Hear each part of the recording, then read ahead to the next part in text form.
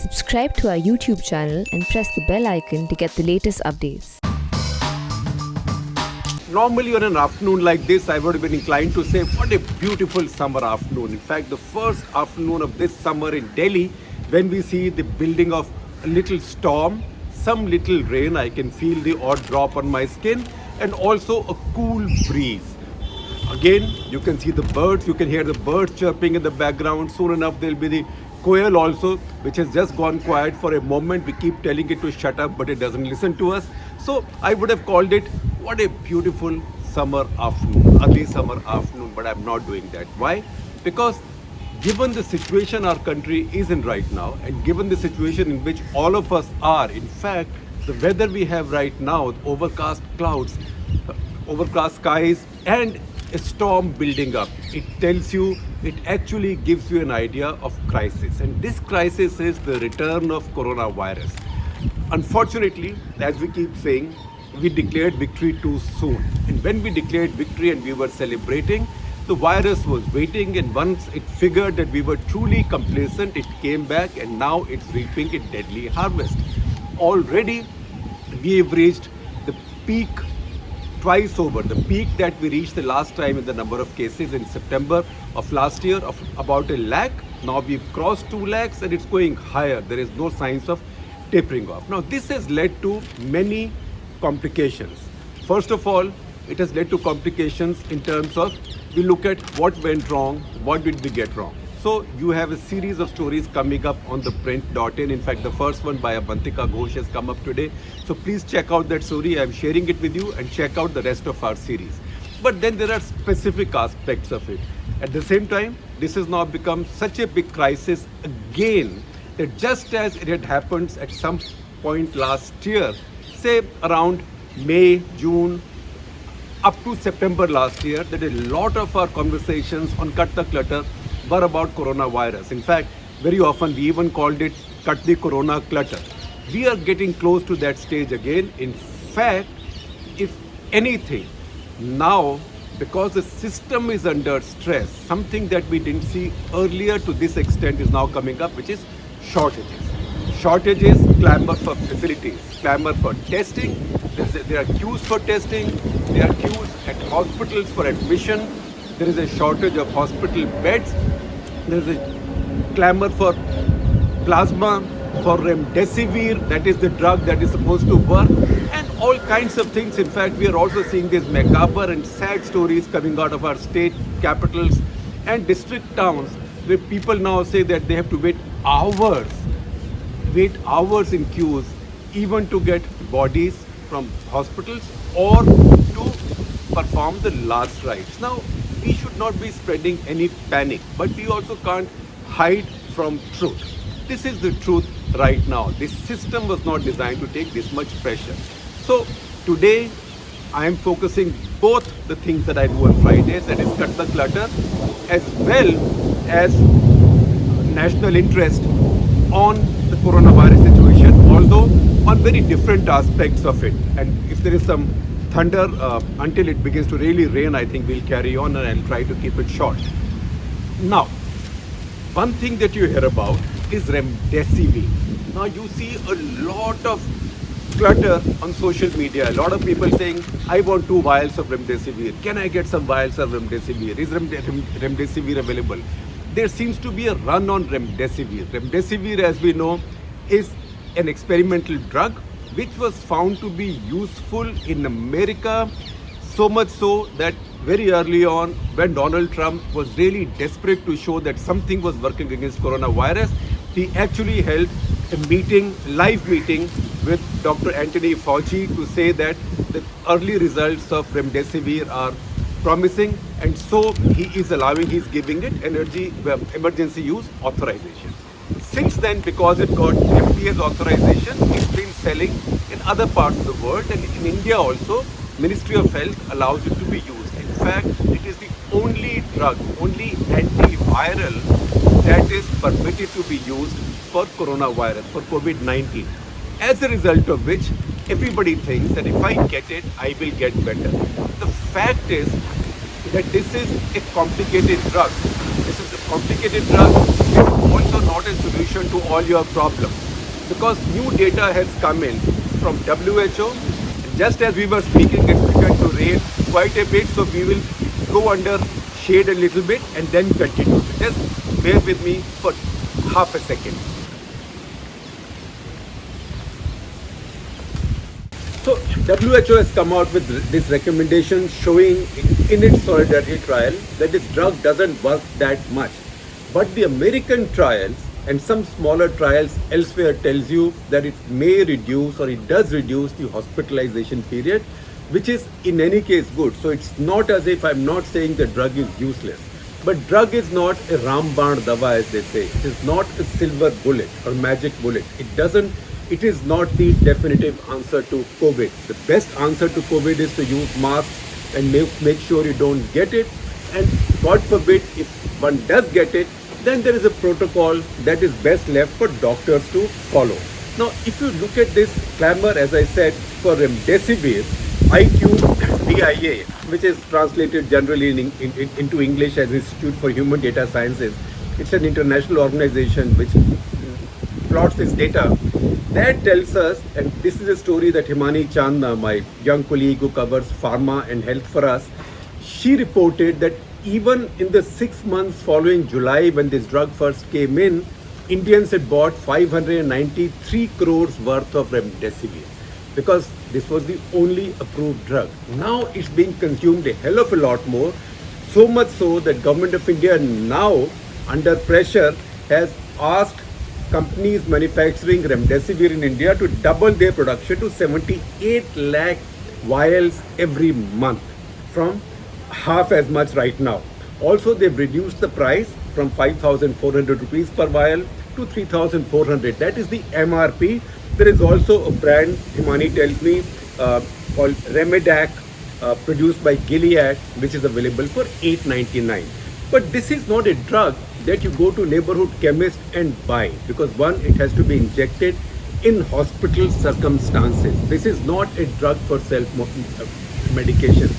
We are a country of self-medicators. In fact, Dr. Naresh Trehan, the eminent cardiac surgeon, has always said, by way of chiding people who start talking, giving him lectures about medicine and what to do for this sickness or that, he says that every Indian, if you scratch him a little bit, you find a doctor, because all of us think we are doctors. We are not doctors.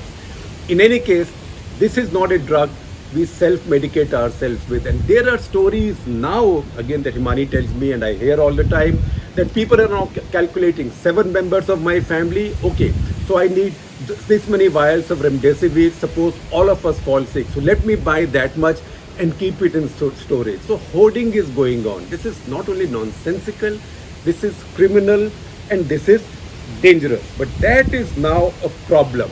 This is to be done very carefully. It's not even an injection that, I'm sorry to say this, but many people from vets learn to give injections to dogs and cats. This is not an injection which you can give like a half-trained vet. It's an injection to be given intravenously, 200 ml on the first day, and then a tapering dose, I think about half as much on the remaining 5 days, with very careful monitoring.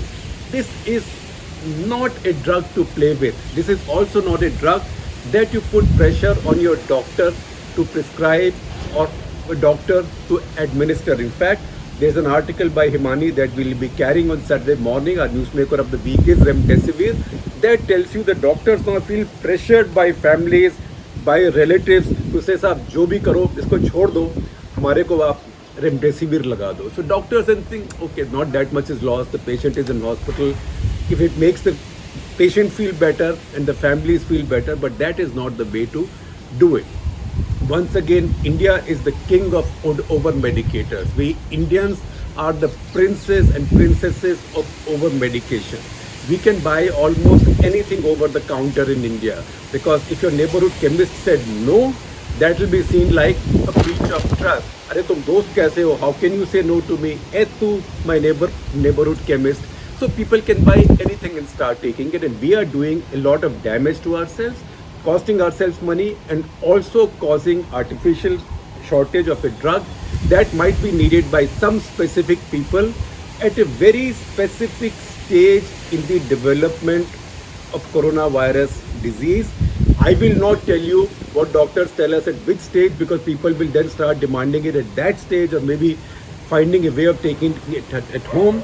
But it's only very experienced doctors who know that at which stage in this, say, first 2 week cycle is this likely to be most useful. I'm not saying most effective, it's not a cure, but most useful. Only they can do it. There also doctors have to have experience. So please leave it like that. Don't rush into self remedies. Don't rush into anything that looks like a magic treatment. There is no magic treatment. In fact, I'll share with you a tweet that's written by our favorite doctor in Washington at University of Maryland Medical School, Dr. Fahim Yunus, who has shared this WHO story, which has been published in British Medical Journal with us, with this tweet. And he said, look, forget all these things that work for COVID are oxygen, dexamethasone, that is the good old-fashioned steroid, which costs almost nothing, but don't take it yourself. It's a steroid. It's an immune system suppressant. For heaven's sake, don't take it yourself. And anticoagulants. Now you hear the story about coagulation. This is now a buzzword now because of this Johnson & Johnson vaccine, and some cases also with AstraZeneca vaccine called Covishield in India, which most of us are taking, which I have also taken, both the doses. Now, some cases have come up of coagulation. So I saw this other bit of data, and I'm sharing this with you, that tells you that with Johnson & Johnson vaccine, the chances of getting a clot or an abnormal clot or coagulation is 0.001%. The chances of getting a clot if somebody is on oral birth control pills is 0.5%. 0.001% compared to 0.5%. And if somebody gets coronavirus, COVID, then the chances are 16%. Because it is one of the main instruments that coronavirus uses to turn your body's immune system against you and cause these clots, which then damage our organs, lungs included. So a lot of the coronavirus treatment actually uses very simple anticoagulants, blood thinners. But once again, I beg you with folded hands, don't do it yourself. There are consequences to taking blood thinners unless your doctor has advised you and unless you are supervised. Please don't do it. But these are simple, sasta, sundar, tikau, sorted out, checked out treatments, and that is what has brought down the mortality rate from COVID so much. It is not any magic treatment. So those are the things that need to be done. In fact, this also puts in perspective the scaremongering about this Covishield and Johnson & Johnson vaccine.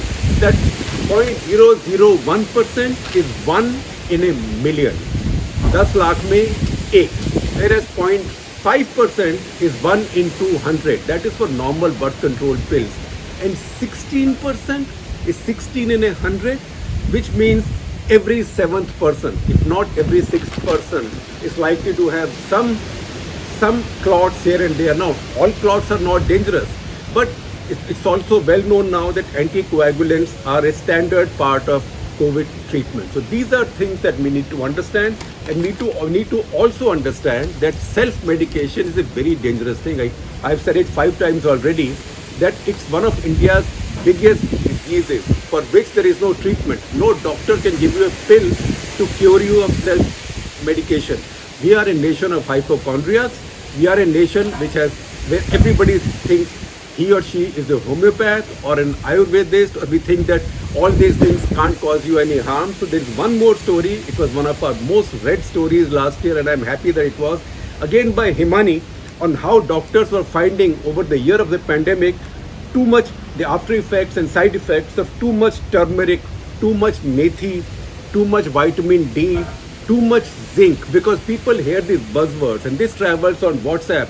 Khao zinc roz theek ho jayega. So in fact, I saw Dr. Trehan and couple of other doctors speak on a TV discussion saying that we are now finding toxicity from too much zinc. It's not as if we should be popping up zinc tablets all the time. There was a time when zinc had gone out of stocks at our chemist shops, and our pharma companies last year have made enormous amounts of money producing what is called as nutraceuticals, or the so-called immunity boosters. And now madness has gone to such an extent that if you watch IPL, you will see a fan that kills viruses, you can see a paint that kills viruses, you can see pillows that protect you from viruses, you can see a water filter that kills viruses.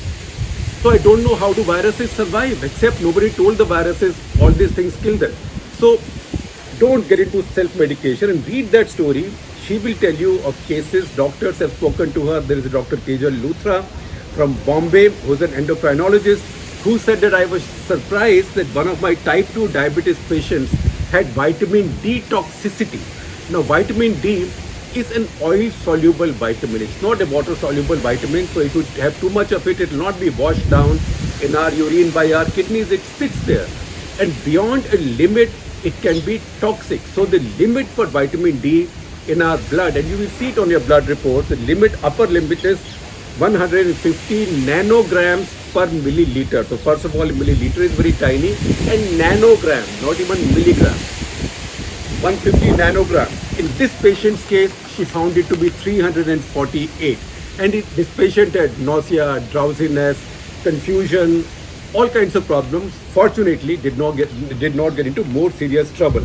Similarly, there's a doctor talking from Kerala, again a well-established doctor, Dr. Syriac Abbey Phillips, who is a well-known hepatologist and liver transplant surgeon, who found that in one case, his patient had abnormal thinning of blood, and he was trying to figure out why this has happened, until he found out that the patient was having 2 glasses of methi juice, or basically methi soup, methi boiled in water every day.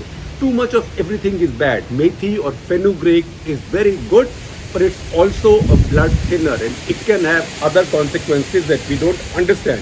And similarly, you have aloe vera. Everybody thinks it's a wonder herb. It's a wonder herb, but too much of everything is bad. So there were people who were drinking glasses and glasses of aloe vera because they thought this will boost their immunity, and in the process ended up damaging their liver. So in the same story, Himani quotes research by a consultancy company called Pronto Consult that tells you that last year, of every 100 rupees that an Indian spent on pharmaceuticals, 92 were spent on nutraceuticals. Please don't do all that madness. Live a healthy life, exercise, look after your immunity. The best way to look after immunity though is to exercise, eat well, have normal food, maybe have some vitamins, etc. all in moderation or in consultation with your doctor. Nothing else will be a shortcut to keeping COVID away except the mask, hand washing, the old methods, and the vaccine whenever you become eligible for it. It's shocking that today Indians are lining up and they are willing to kill for more remdesivir, but they are not lining up in the same numbers for vaccination. So it's time for us also, we will blame the government, and maybe in the national interest right today, you will see a lot of blaming of the government. So if that makes you angry, please read that as well. But at the same time, we have a responsibility as well, and the first responsibility is to not be irresponsible with drugs.